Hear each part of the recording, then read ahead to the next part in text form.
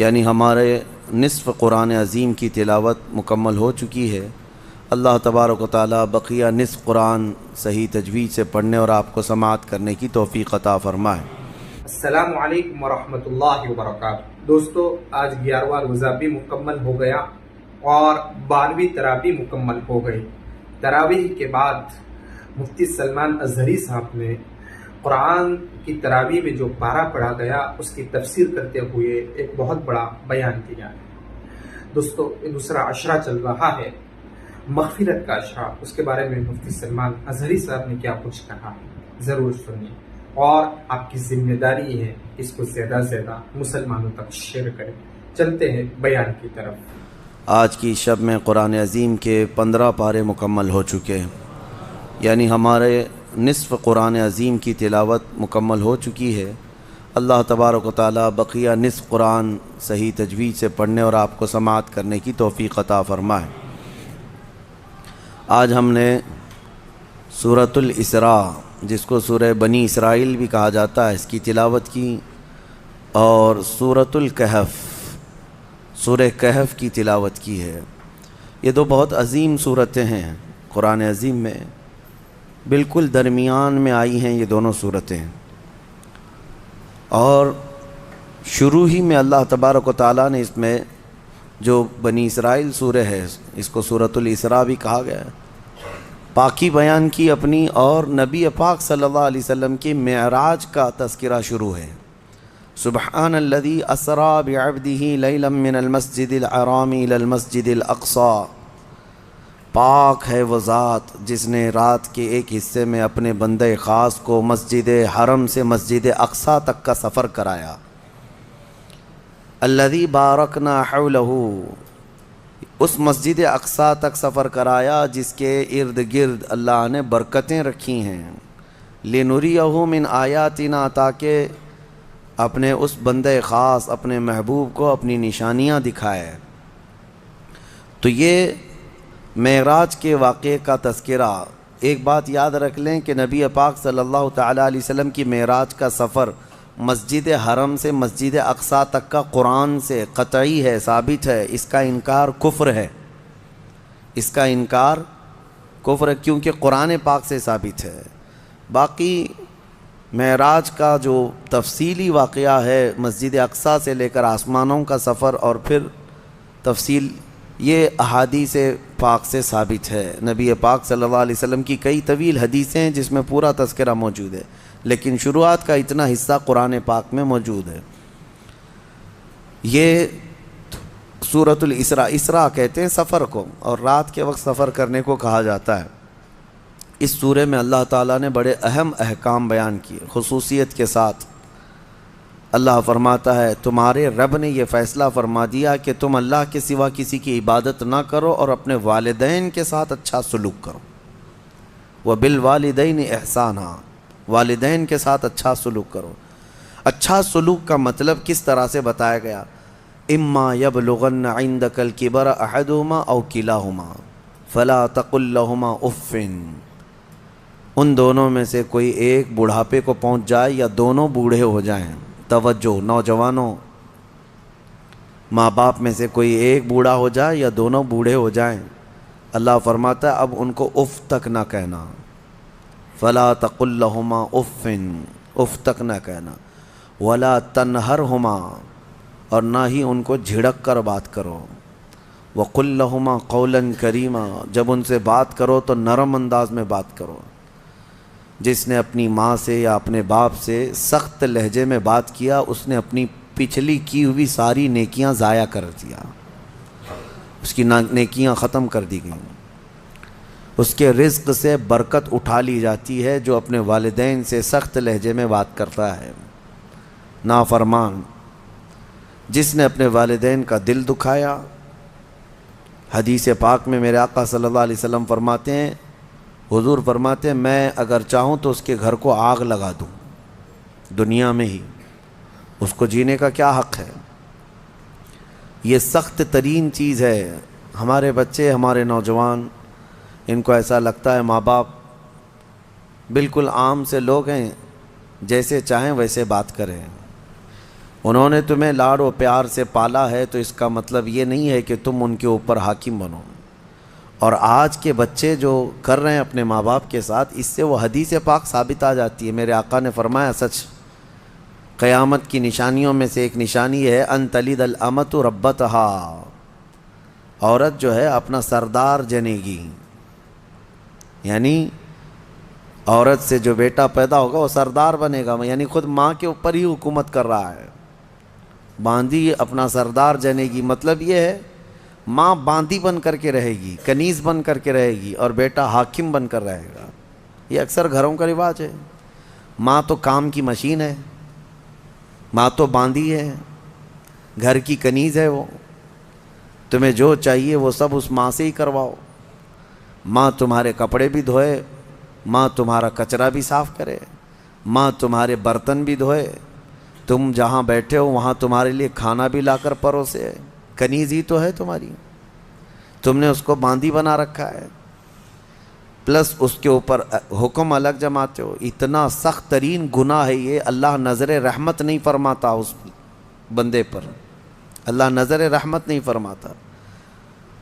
نبی پاک صلی اللہ تعالیٰ علیہ وسلم کے فرامین اگر دیکھیں، ان لوگوں کی فضیلت آئی ہے قرآن میں بھی اور حدیث میں بھی. آپ کو میں بتاؤں، سیدنا موسیٰ علیہ الصلوۃ والتسلیم نے ایک بار اللہ کریم کی بارگاہ میں یوں عرض کی کہ مولا میرا جنت میں رفیق کون ہے؟ دنیا میں بہت سارے قریبی ہیں، جنت میں میرا رفیق، میرے ساتھ رہنے والا کون ہے؟ اللہ تبارک و تعالیٰ نے فرمایا کہ فلاں ایک گوشت کا کاروباری ہے، قصاب ہے، اس کا نام بتایا کہ یہ آپ کا جنت میں رفیق ہوگا. سیدنا موسیٰ علیہ السلام ڈھونڈتے ہوئے اس کو گئے کہ یہ قصاب کہاں رہتا ہے. جا کر دیکھا تو وہ دن بھر گوشت بیچ رہا تھا. اس کے ساتھ رہے کہ اس کی ایسی کون سی نیکی اللہ کے اس کو نبی کے ساتھ رکھا ہے جنت میں. شام ہوئی تو موسیٰ علیہ السلام نے اس سے کہا کہ میں تیرے ساتھ چلوں گھر. اس نے کہا بہت اچھی بات ہے، آپ چلیے میرے ساتھ، میرے گھر مہمان ہو. گھر لے کر آیا، اس کے چھوٹے بچے بھی تھے. موسیٰ علیہ الصلوۃ والتسلیم گھر گئے تو دیکھا اس نے جلدی سے اپنے گھر میں جا کر کچھ چیز روٹی یا دودھ لیا، اور اللہ کے نبی کو بھی بٹھایا ہے اور اپنے بچوں کو بھی بٹھایا ہے، اور اس کی ماں بستر پر تھی، اسے جا کر دودھ میں روٹی چور کر نرم کر کر کے کھلا رہا ہے. اور اس کی ماں بستر پر سے ہاتھ اٹھاتی اور کہتی مولا میرے بیٹے کو تو جنت میں موسیٰ کا ہم نشین بنا دے. یہ اللہ تبارک و تعالیٰ نے اس ماں کی دعا سے اس بندے کو، ماں کے خدمتگار کو جنت میں موسیٰ علیہ السلام کا رفیق بنایا. میرے عزیزو، ماں باپ کو اپنے کنیز یا اپنے غلام نہ سمجھنا. یہ باندی یا تمہارے غلام نہیں ہیں. اور رب تبارک و تعالیٰ نے ان آیتوں میں فرمایا وَاخْفِضْ لَهُمَا جَنَاحَ الذُّلِّ مِنَ الرَّحْمَةِ وَقُلْ رَبِّ ارْحَمْهُمَا كَمَا رَبَّيَانِي صَغِيرًا. ان کے سامنے جب جاؤ تو اپنے بازوؤں کو نرمی سے بچھا دو. بازوؤں کو بچھا دینا مطلب کیا ہے؟ ان کے سامنے عاجزی کرو. تمہارے باپ بوڑھے ہو جائیں، تمہاری ماں بوڑھی ہو جائے، ان کو یہ احساس بھی نہ ہونے دو کہ وہ ایک چیز کو بار بار بول رہے ہیں. یہ آداب میں لکھا بھی ہے مفسرین نے کہ بڑھاپے میں اگر وہ تم سے دوسری بار سوال کریں ایک ہی چیز کو تو یوں نہ کہنا کہ ابا ابھی تو پوچھے تھے پھر پوچھ رہے ہو آپ، بلکہ ہر بار نئے انداز میں ان کو جواب دو تاکہ اسے احساس بھی نہ ہو کہ وہ بھول رہا ہے. یہ حقیقت میں فرمانبرداری ہے بچوں کی. ورنہ دنیا پرست آج ایسے ہو گئے ہیں کہ نعوذ باللہ من ذالک، ماں باپ کو وہ دیکھنا بھی پسند نہیں کرتے، بات کرنا بھی پسند نہیں کرتے. کتنے بوڑھے ایسے ہیں، کتنے بوڑھے ایسے ہیں. پھر بھی غنیمت ہے ہمارے ملک میں، یورپین کنٹریز، امریکہ میں ایسے حالات ہیں کہ بوڑھے اپنے گھروں میں رہتے رہتے مر جاتے ہیں. ہاسپٹل کو پڑوسی لوگ اطلاع کرتے ہیں کہ اس گھر میں جو بوڑھا تھا انتقال کر گیا، آ جاؤ اس باڈی لے جاؤ. بیٹے نہیں ہوتے ساتھ میں، کوئی نہیں ہوتا. اور آپ پوچھ لینا مجھے وہاں کے رہنے والوں نے بتایا ہے کہ ایک بوڑھا یا ایک بوڑھی عورت کو کبھی کوئی پوتا ملنے آئے تو اس دن اس کی عید کا دن ہوتا ہے. وہاں پر بہت اس کو اہمیت دی جاتی ہے کہ کسی کا پوتا یا کسی کا نواسا ناتی ملنے کے لیے آ گیا بوڑھے کو تو کہا گیا کہ اس کا گھر جو ہے عید کی طرح ہو جاتا ہے, اتنی خوشیاں ہوتی ہیں. اس طرح سے اولاد کو دور کرنے کا نظام بنا کر وہ دنیا میں امن کی بھی بات کرتے ہیں. بہرحال یہ قیامت کی نشانیاں ہیں.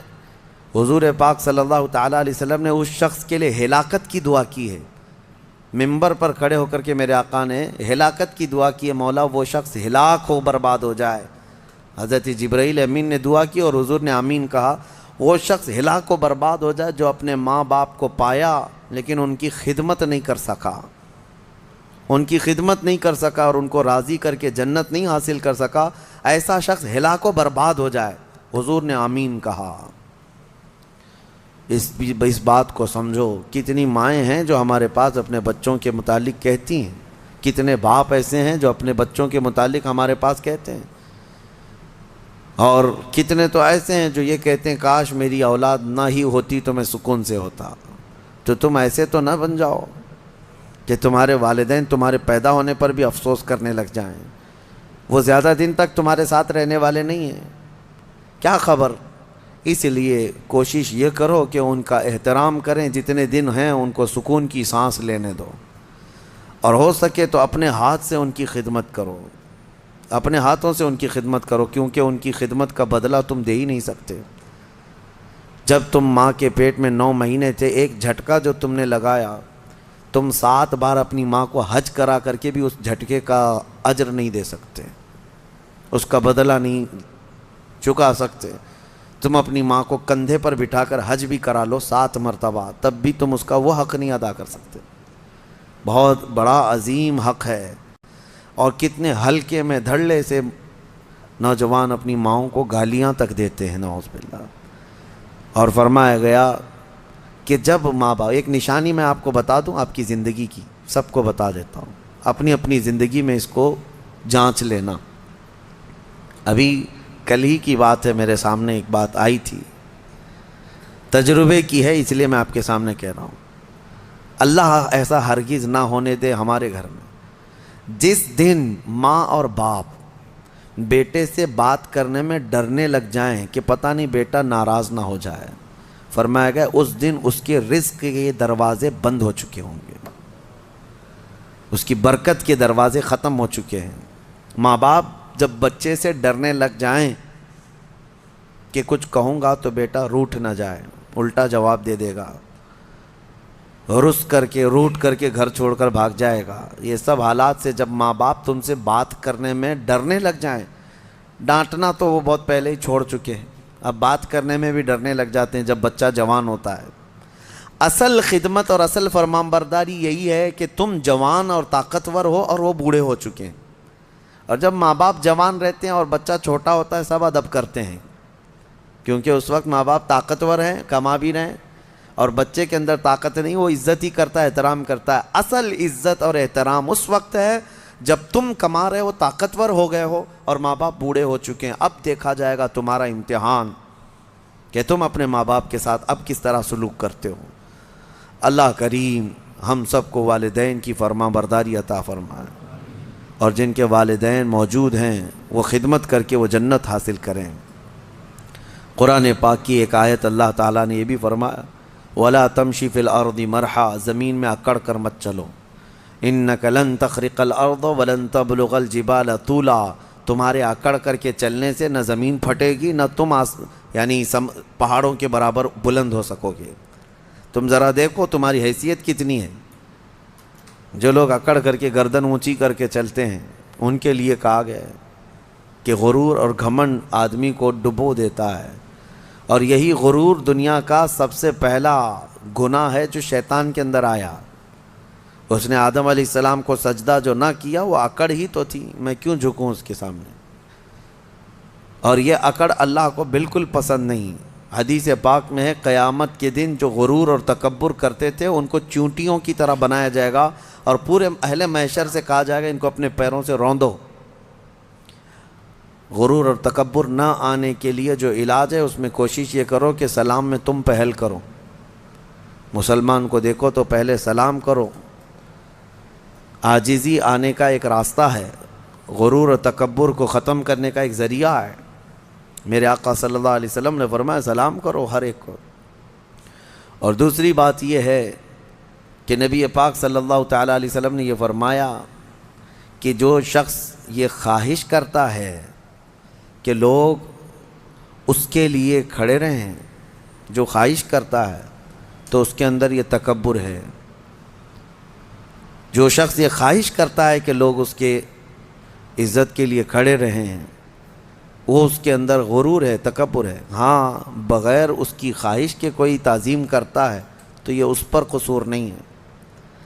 علماء کرام کا، اساتذہ کا، مشائخ کا ہم ادب کرتے ہیں، کھڑے ہوتے ہیں، لیکن ان کے حکم سے نہیں ہے، یہ ہم اپنی عاجزی کے ساتھ کھڑے ہوتے ہیں. یہ ادب ہر ایک کے دل میں ہے.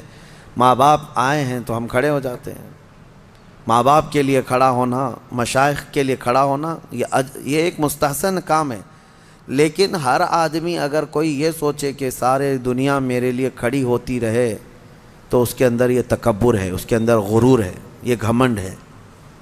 اللہ تعالیٰ ایسی چیزوں سے محفوظ فرمائے. میں سورہ کہف کو عرض کرتا ہوں کیونکہ بہت فضیلت والی سورہ آج ہم نے تلاوت کی ہے. بالکل بیچوں بیچ میں یہ سورہ آئی ہے قرآن پاک کے، سورۃ الکہف.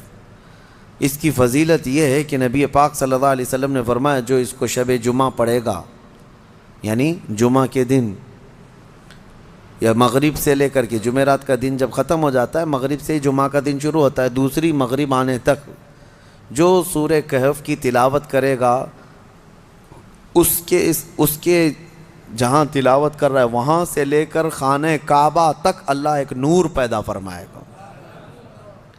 اور بھی بہت ساری فضیلتیں کنز العمال میں آئی ہیں. فرمایا کہ جو سورہ کہف پڑھے گا اللہ اسے 3 دن تک ہر طرح کے گناہوں سے بچا لے گا اور پھر کنٹینیو کرتا رہے. اور میرے آقا صلی اللہ علیہ وسلم کی ایک حدیث یہ بھی ہے کہ جو سورہ کہف کی شروع کی 10 آیتیں ہیں، ایک پیج میں پوری 10 آیتیں ہیں، جو یاد کر لے گا دنیا کا سب سے بڑا فتنہ دجال جب آئے گا اللہ اس کو اس فتنے سے محفوظ فرمائے گا. وہ دجال کے فتنے سے محفوظ رہے گا، ورنہ دجال کا فتنہ بہت سخت ترین ہوگا. یہاں باباؤں کے فتنے سے لوگ نہیں بچ رہے ہیں. کوئی چمتکاری بابا آ جائے تو سب اس کے سامنے بھیڑ لگا دیتے ہیں. دجال تو مردے کو زندہ کر کے دکھائے گا، بارش بھی برسا کے دکھائے گا. ہاں دجال خالی چٹی نکال کے نہیں دکھائے گا، ہاں وہ گھاس بھی اگا کر دکھائے گا، سبزے بھی نکالے گا، بہت ساری چیزیں ایسے عجوبے کر کے دکھائے گا. لیکن بہت لوگ اس کے پیچھے اندھا دھند بھاگنے لگ جائیں گے کہ ہمارا خدا اتر پڑا. صرف ایمان والے جن کو اللہ بچانا چاہے وہ اس کے فتنے سے محفوظ رہیں گے. ایک تو بچ جانا الگ ہے، لیکن جو اس پر ایمان نہیں لاتا ان کو وہ سزا بھی دیتا ہے. دجال جو ہے دونوں ٹانگیں پکڑ کر چیر دے گا، کچھ لوگوں کو کھولتے ہوئے تیل میں بھی ڈال دے گا. اس کا رعب و دبدبہ ہوگا، اس کا غلبہ ہوگا. اس کے لیے مومنین کو وہ اذیتیں بھی دے گا، تکلیفیں بھی دے گا. لیکن جو جمع رہا اس کے لیے بہت بڑی جنت ہے، بہت بڑی جنت کا اللہ نے وعدہ فرمایا. لہٰذا اس فتنے سے حفاظت کے لیے حدیث میں ملتا ہے کہ جو سورہ کہف کی 10 آیتیں روزانہ رات کو پڑھ لیا کرے اللہ تعالیٰ اس کو دجال کے فتنے سے محفوظ فرماتا ہے. اللہ کریم ہم سب کو دجال کے آنے تک دنیا میں نہ رکھے. اگر فتنہ اللہ تبارک و تعالیٰ کوئی آزمائش کا ارادہ فرمائے تو ہمیں بغیر آزمائے، بغیر فتنے میں مبتلا کیے دنیا سے اٹھا لے. ہمیں صحیح و سلامت اللہ موت عطا فرمائے. اس پورے پارے میں 3 سوالات کرنے کے لیے یہودی آئے تھے حضور صلی اللہ علیہ وسلم کے پاس. اب ایک بات میں بتاتا ہوں، یہ سورہ جو اتری ہے نا پوری، یہودی جو ہے ٹیسٹ لینے کے لیے آئے تھے کہ اللہ کے آخری نبی ہیں تو ہم کچھ ایسے سوالات کریں گے جن کے جواب عربوں کو تو نہیں معلوم تھے، عربوں کو نہیں معلوم، وہ صرف اہل کتاب جانتے تھے. وہ 3 سوالات کیا لے کر کے آئے تھے حضور صلی اللہ علیہ وسلم سے. انہوں نے کہا روح کس کو کہتے ہیں؟ روح معلوم ہے نا؟ ہے سب کے پاس ابھی. روح کس کو کہتے ہیں؟ دوسرا ان کا یہودیوں کا سوال تھا اصحاب کہف کون تھے اور کتنے تھے؟ یہ غار والے لوگ کون تھے اور کتنے تھے؟ یہ سوال انہوں نے لا کر کے پیش کیا. تیسرا سوال تھا ذوالقرنین کون ہیں؟ حضور پاک صلی اللہ علیہ وسلم نے فرمایا جاؤ میں کل اس کا جواب دوں گا. اب سنو، یہ کس کے لیے؟ نبی رحمت سید الانبیاء کے لیے. سنو توجہ سے، جو بڑے ڈھیٹ سے کہتے ہیں نا، عام لوگوں کی بات کر رہا ہوں. رسول رحمت صلی اللہ علیہ وسلم نے یہودیوں سے کہا کہ کل آ جانا میں بتا دوں گا.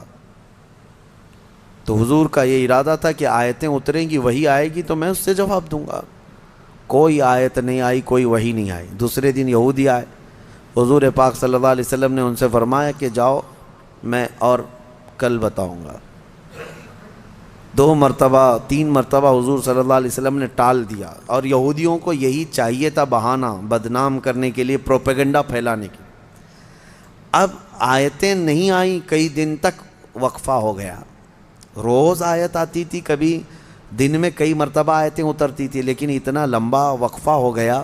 حضور اکرم صلی اللہ علیہ وسلم کے قلب اطہر پر یہ بات بہت گراں گزر رہی تھی کہ کیا ہو گیا. تب پھر اللہ تعالیٰ نے یہ سورہ تو اتاری، سورہ کہف، لیکن اس میں یہ فرمایا وَلَا تَقُولَنَّ لِشَيْءٍ إِنِّي فَاعِلٌ ذَلِكَ غَدًا. اے محبوب، ہرگز ہرگز یہ مت کہنا کہ کل میں یہ کر دوں گا. یہ اللہ تعالیٰ کو پسند نہیں ہے. اپنے رسول کو اللہ تعالیٰ فرما رہا ہے ہرگز یہ مت کہنا کہ کل میں یہ کر دوں گا. إِلَّا أَن يَشَاءَ اللَّهُ. جب بھی کہنا تو یوں کہنا اگر اللہ چاہے تو کروں گا. یہی ہے انشاءاللہ. انشاءاللہ جو ہم کہتے ہیں، بعض لوگوں کو شک لگنے لگتا ہے، ارے پکا بولو نا. انشاءاللہ ہر پکی بات پہ بھی بولا جائے. ہاں یہاں ہمارے ہاں اس طرح کا رواج ہے. شروع میں ایسا تھا، ہم جو ہے مصر میں بس جا رہی تھی، ہمارے جہاں جانا ہے کالج کلیہ پہ، نمبر بھی وہی ہے بس کا، لیکن شک ہو رہا تھا. تو بس کے ڈرائیور سے ہم نے پوچھا کہ یہ کلیہ جائے گی، مدینہ نصر جائے گی؟ اس نے کہا انشاءاللہ. تو منہ دیکھتے کھڑے رہ گئے. پھر سے اس سے پوچھا کہ جائے گی وہاں پہ جائے گی؟ اس نے کہا انشاءاللہ. بیٹھو. یہ انشاءاللہ وہ یقین کے لیے بول رہے ہیں، لیکن جو کھڑے ہیں ان کو ایسا لگ رہا ہے پتہ نہیں یہ پکا ہے بھی کہ نہیں ہے. نعوذ باللہ. یہاں لوگوں نے بھی جو ہے اس طرح سے بنا لیا ہے کہ اگر ان کو ایسا لگتا ہے کہ ڈاواں ڈول ہے تو ہم یہ بول کے نکل جائیں. ٹھیک ہے، اگر آپ کو کسی معاملے میں شک ہے تب بھی کہو انشاءاللہ، لیکن جس معاملے میں یقین ہے اس میں بھی کہو انشاءاللہ.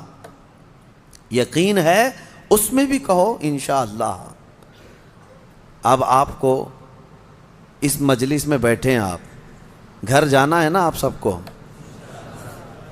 جبکہ پکا معلوم ہے ابھی اٹھیں گے، اب جائیں گے اب سب لوگ، لیکن آپ کو کہنا کیا چاہیے؟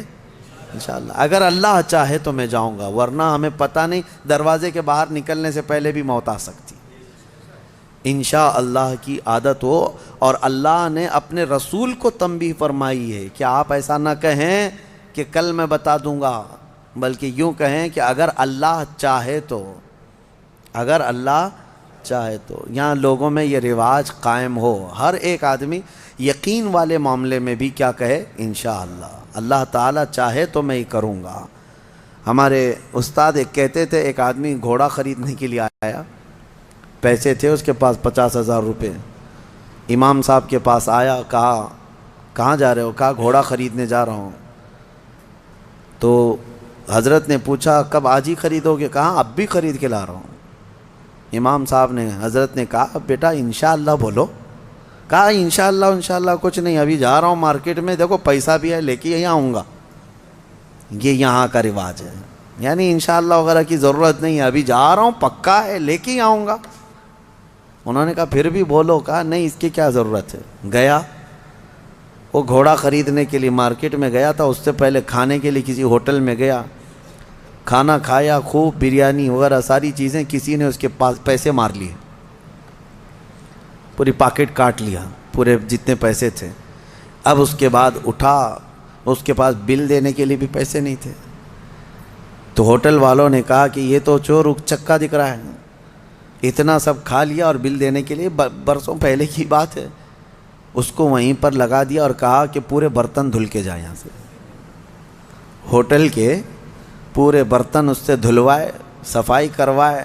شام ہو گئی, کپڑے میلے تھے, کچیلے ہیں, پتہ نہیں کتنے ٹیبل صاف کیا, برتن دھویا اور واپس منہ لٹکائے آیا. حضرت بیچ میں مل گئے امام صاحب, کہا کہاں ہے گھوڑا؟ تو اس نے کہا میں انشاءاللہ گیا تھا گھوڑا لانے, انشاءاللہ کھانا کھا رہا تھا, انشاءاللہ کسی نے پیسے چرا لیا, پھر انشاءاللہ ہوٹل والے نے جو ہے برتن منجوایا, پھر انشاءاللہ میں ٹیبل صاف کیا, پھر انشاءاللہ اب واپس آیا. اب تو ہر بات پہ انشاءاللہ. میرے عزیزو, یہ کوئی انشاءاللہ یہ محاورہ نہیں ہے, تکیہ کلام نہیں ہے, یہ یقین کو جتاتا ہے. اللہ کی ذات سے آپ کا کتنا گہرا تعلق ہے. لٹ جانے کے بعد مت کہو, سب کچھ ہونے کے وقت بھی کہو کہ اگر میرا مولا چاہے. اسی طرح کی ایک روایت حضرت سلیمان علیہ السلام کے متعلق ہے. ان کی 100 بیویاں تھیں. انہوں نے ایک رات یوں کہا کہ آج کی رات میں اپنی ساری بیویوں کے پاس جاؤں گا, سب سے صحبت کروں گا اور ہر ایک سے ایک مجاہد بیٹا پیدا ہوگا. لیکن انہوں نے انشاءاللہ نہیں کہا تھا. وہ گئے, رات ساری بیویوں سے ملاقات کی. اللہ کے نبی ہیں, نبی کی طاقت کو عام انسانوں سے کمپیئر نہیں کریں بہرحال. لیکن ان کے اس قول کا کچھ بھی نہیں ہوا. بعد میں ایک ہی بیوی سے ایک بیٹا پیدا ہوا, کمزور. روایتوں میں یہ فرمایا گیا کہ اللہ نے فرمایا اگر انشاءاللہ وہ کہتے, اللہ اگر چاہے تو رب تعالیٰ ساری چیزیں ویسی فرماتا جیسے انہوں نے کیا. بہرحال یہ تنبیہ کے لیے, درس کے لیے. اب جب نبیوں کے لیے اللہ تعالیٰ نے یہ فرمایا ہے تو عام انسانوں کے لیے کیا ہے؟ خیر, آیتیں اتریں اور پھر اللہ نے بتا دیا اپنے محبوب کو روح کیا چیز ہے, اصحاب کہف کون تھے, ذوالقرنین کون ہے. یہ تینوں کے جوابات جو یہودی پوچھ کر کے پروپیگنڈا پھیلا رہے تھے کہ رسول کو نہیں پتہ ہے, اللہ نے قرآن میں یہ تینوں کے جوابات اتارے. روح اللہ کا ایک حکم ہے, اللہ کا نور ہے.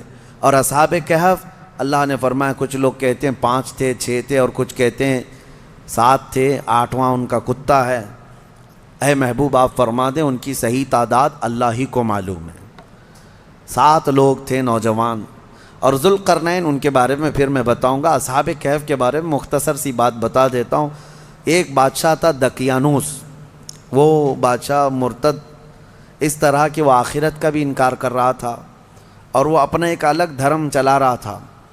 عیسیٰ علیہ السلام کا دین پرانا ہو گیا, یعنی عیسیٰ علیہ السلام کے دین میں ہی یہ چیزیں ہو رہی تھی.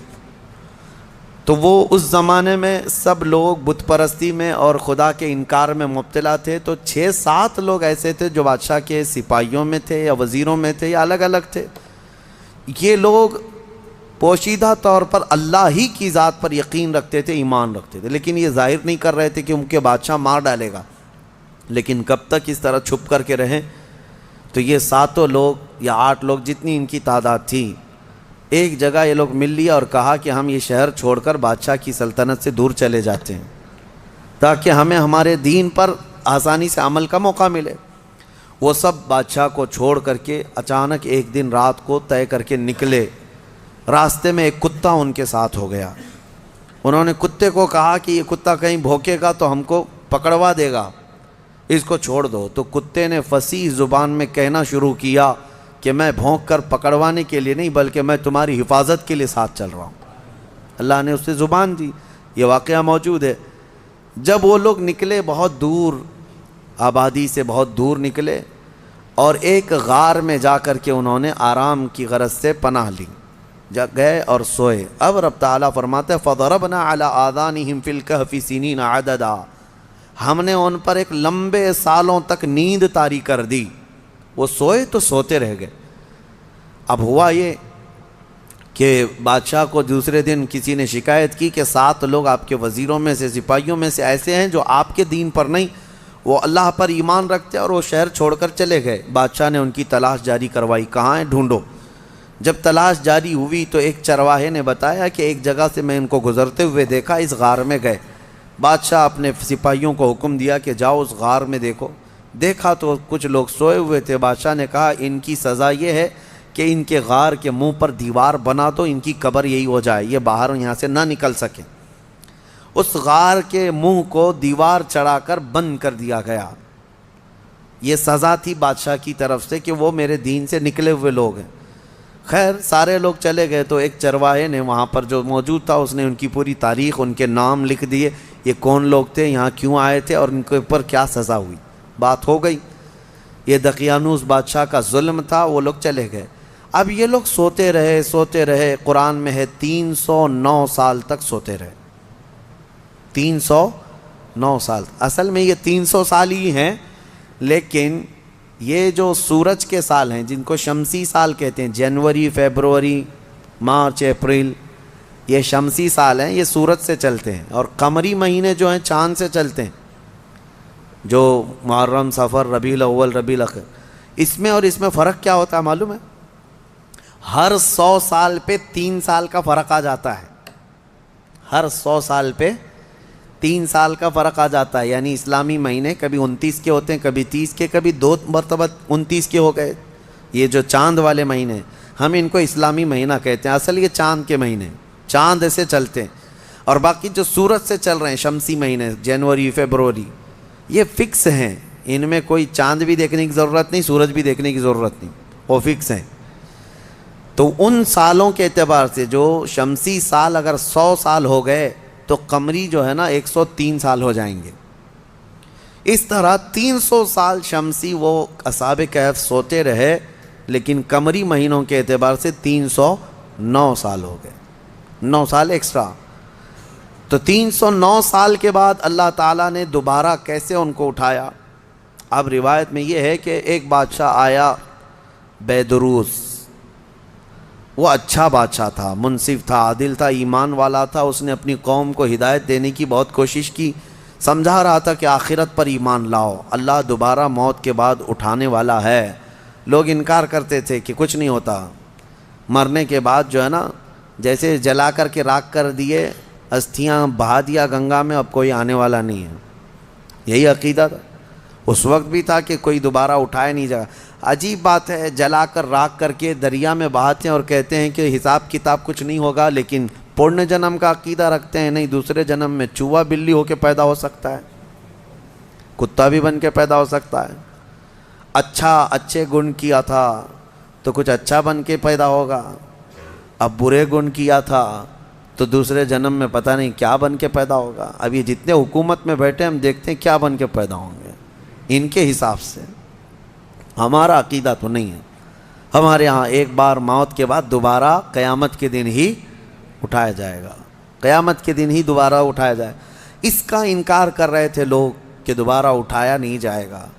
تو بیدروس بادشاہ اللہ کی بارگاہ میں دعا کر رہا تھا، مولا کوئی ایسی نشانی بتا دے کہ جس نشانی کو دیکھ کر کے یہ قوم ایمان لے آئے۔ تو اس بادشاہ کی دعا پر اصحاب کہف جو 300 سال سے سو رہے تھے، اللہ نے ان کو دوبارہ اٹھایا۔ وہ اٹھے، انہوں نے آپس میں ایک دوسرے کو سوال کیا کہ ہم کتنے دن کب سے یہاں سو رہے ہیں؟ کسی ساتھی نے کہا صبح آئے تھے، دوپہر ہو گئی ہے۔ کسی نے کہا نہیں تھوڑا زیادہ سو لیے۔ بعد میں پھر انہوں نے اپنی نشانیاں دیکھیں، ناخن بہت بڑے، بال الگ سے دکھ رہے ہیں۔ انہوں نے کہا کچھ تو معاملہ ہے، اللہ بہتر جانتا ہے ہم کتنے دن یہاں ٹھہرے رہے۔ ایمان والے تھے۔ ان ساتھیوں نے ایک اپنے ساتھی کو پیسے دے کر کے بازار بھیجا کہ بھوک بہت لگی ہے، کھانا لے آؤ۔ دیکھیں اللہ دوبارہ زندہ کر رہا ہے تو کھانے کی بھوک بھی ہے، انہیں بھیجا، اور اس کو یہ کہہ کر کے بھیجا کہ خبردار کوئی بھی تمہارے اوپر نظر نہ ڈالے، بادشاہ کی پولیس، کہ اگر وہ بادشاہ کو پتہ چل گیا تو ہم سب کو گرفتار کر لے گا۔ وہ 300 سال پہلے کی بات بول رہے ہیں۔ اس اپنے ساتھی کو بھیجا اور وہ چھپتے چھپتے شہر میں آیا اور کھانا لیا۔ کھانا لے کر کے اس نے پیسے دیا تو دکان والے نے دیکھا پیسے یہ کون سے، 300 سال پہلے کے پیسے۔ ظاہر سی بات ہے حکومتیں بدلتی ہیں، سکے بدل جاتے ہیں۔ اس کی تو سب سے بہترین مثال ہمارے زمانے میں دیکھ لیا، آپ لوگوں کو تو یہ سب سمجھانے کی ضرورت نہیں، پرانی 500 کی نوٹ کہاں ہیں، 1000 کی نوٹ کہاں ہیں، حکومتیں جب چاہیں ڈی مونیٹائزیشن کرتی رہتی ہیں۔ بہرحال تو وہ سکے جو ہے دیکھ کر کے دکان والے نے پوچھا تھا، اچھا وہ چاندی اور سونے کے ہوا کرتے تھے، پوچھا کہ یہ تمہارے ہاتھ کہاں سے آئے؟ کہا یہ میرے اپنے پیسے ہیں۔ دکان والا امانت دار تھا، اس نے دکان میں کھڑا کیا اور جا کے پولیس کو خبر کر دیا، پولیس کو خبر کر دیا اور کہا کہ میرے پاس ایک ایسا آدمی آیا ہے، لگتا ہے اس کے ہاتھ میں کوئی پرانا خزانہ ہاتھ میں آیا ہے، لہٰذا اسی لیے میں آ کر کے تم کو خبر دے رہا ہوں۔ اس زمانے کا کوئی بہترین ٹپر ہوگا وہ، جا کر کے پولیس کو پہلے سے ٹپ دے دیا۔ ہیں بہت سارے لوگ، اور مجھے تو افسوس اس بات کا ہوتا ہے کہ ہم پر یہ بلیم بھی کرتے ہیں کچھ بڑے لوگ کہ آپ کے محلے ٹپروں سے بھرے ہوئے ہیں، یعنی پولیس کو کہ مخبر جاسوس مسلمان محلوں میں بہت بھرے ہوئے ہیں۔ یہ سب دوسرے لوگ ہم سے کہتے بھی ہیں، خاص کئی لوگ اسی کام میں صبح و شام کر رہے ہیں۔ اب تو لوگوں کو شرم بھی نہیں آتی، فخر سے کالر چوڑا کر کے بولتے ہیں ہاں ٹپ دیتے ہیں، جاسوسی کرتے ہیں، کس کی؟ مسلمانوں کی۔ اللہ انہیں ہدایت عطا فرمائے۔ تو وہ بیچارہ دکان والا پولیس کو جو جا کر کے خبر کر دیا، پولیس پوری آ گئی بادشاہ کی، لیکن کون سے؟ اب کے بادشاہ کی، بیدروس کی۔ یہ اصحاب کہف میں سے جو لے کے کھانا لینے آئے تھے ان کو پکڑ لیا، کہا کہ تمہارے پاس یہ پیسے کہاں سے آئے؟ کہا یہ میرے اپنے پیسے ہیں، میرے اور بھی ساتھی وہاں انتظار کر رہے ہیں۔ بادشاہ کے سامنے لے کر کے حاضری پیشی کر دی پولیس نے۔ بادشاہ نے پوچھا یہ کیا ہے، کہاں سے آئے ہو؟ انہوں نے اپنا واقعہ بتایا، اس کرسی پر آپ تو نہیں کوئی اور تھا، یہاں ہم جب گئے تھے کوئی اور تھا، اب آپ آئے ہمیں معلوم نہیں ہے، ہم یہاں سے اپنا ایمان بچا کر گئے تھے، ہم سوئے غار میں اور بھوک لگی تو کھانے کے لیے آئے۔ بیدروس کو معلوم تھا کہ ایک دقیانوس بادشاہ کے ظلم سے کچھ لوگ شہر چھوڑ کر گئے تھے اور ان کے غار پر دیوار بنا کر ان کی قبر بنا دی گئی تھی۔ جیسے ہی بیدروس کو یہ پتہ چلا کہ ان میں سے کوئی آیا ہے، کرسی چھوڑ کر اٹھا اور کہا لے چلو مجھے تمہارے ساتھیوں کے پاس۔ بادشاہ اپنی فوج کے ساتھ نکل پڑا اس غار کے پاس جہاں یہ لوگ سوئے تھے۔ اب غار میں موجود دوسرے ساتھیوں نے دیکھا تو کہنے پکڑا گیا ہمارا ساتھی، دیکھو پوری پولیس کے ساتھ آ رہا ہے۔ لیکن جب بادشاہ آیا دیکھا ان اصحاب کہف کو، دیوار پر ان کی پوری تاریخ بھی موجود ہے اور یہ زندہ سلامت بیٹھے ہوئے ہیں۔ سارے بادشاہ کے ساتھ پوری قوم جتنی تھی سب کے سب اللہ کی بارگاہ میں سجدے میں گر گئے کہ ہم ایمان لاتے ہیں مولا تو قادر مطلق ہے۔ 300 سال کی نیند کے بعد کسی بھی انسان کو جب اٹھا سکتا ہے تو مرے ہوئے راکھ میں گئے ہوئے انسان کو بھی اٹھانے پر اللہ تو قدرت رکھتا ہے۔ بے شک مولا میرا قادر ہے، اور اسی لیے رب تعالیٰ نے قرآن میں فرمایا منہا خلقناکم وفیہا نعیدکم ومنہا نخرجکم تارۃ اخری۔ پتہ ہے یہ ہم دعا کہاں پڑھتے ہیں؟ ولیمے میں، کھانا کھانے کے وقت، قبرستان میں مٹی دینے کے وقت۔ ہاں کیوں پڑھتے ہیں؟ اس کا مطلب یہ ہے اللہ فرماتا ہے ہم نے اسی سے تمہیں پیدا کیا، مٹی سے، اسی سے ہم نے تمہیں پیدا کیا اور اسی میں ہم تم کو لے جائیں گے اور اسی سے ہم تم کو دوبارہ اٹھائیں گے۔ مٹی دینے کے وقت ہر ایک کو یہ احساس ہونا چاہیے میں اسی سے پیدا ہوا ہوں، اسی میں جاؤں گا اور اسی سے پھر اٹھایا جاؤں گا۔ تو سارے سجدہ ریز ہوئے، ایمان لائے، اور پھر اصحاب کہف واپس اپنے غار میں گئے، پھر سو گئے، اور پھر ان کو لمبی نیند آئی، اور ایسی نیند آئی کہ آج تک سو رہے ہیں۔ حدیث پاک میں وہ ابھی بھی سو رہے ہیں۔ قیامت کے قریب اللہ ان پر صرف موت طاری کرے گا، ورنہ ابھی تک وہ سو رہے ہیں، اور ہر عاشورہ محرم کی 10ویں تاریخ کو وہ کروٹ بھی بدلتے ہیں۔ اصحاب کہف آج بھی سو رہے ہیں اپنے غار میں، اور قرآن میں اللہ نے فرمایا ان کے غار کو اللہ نے ایسا رکھا ہے کہ سورج بھی ان کے غار کے اوپر سے نہیں جاتا، سورج کی تیز روشنیاں ان کے اوپر نہیں آتی، وہ غار اوپر سے چھپا ہوا نہیں ہے، وہ کھلے میدان میں سوئے ہیں۔